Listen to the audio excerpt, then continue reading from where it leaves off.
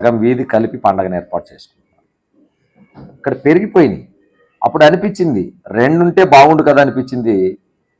ఇప్పుడు ఇన్నేంట్రా బాబు, 1 ఉంటేనే బాగుండు అనిపిస్తుంది.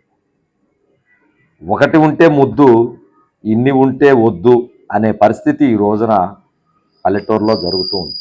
ఏదేమైనప్పటికీ వినాయక విగ్రహాలని మరలా ఎప్పట్లాగానే గ్రామం మొత్తం మీద ఒకటి ఏర్పాటు చేసుకొని అందరూ సమిష్టిగా పండగ వాతావరణాన్ని కలగలుపుకొని పండగను జరుపుకున్నట్లయితే గ్రామంలో ఉన్న చిన్న చిన్న మనస్పర్ధలు ఏదన్నా దూరం అవుతాయి, చిన్న చిన్న గొడవలు ఏదన్నా సర్దుబాటు జరుగుతాయి.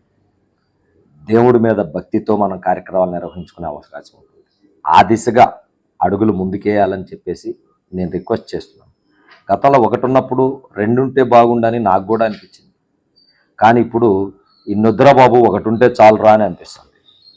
అలాంటి పరిస్థితి ఈరోజు మనం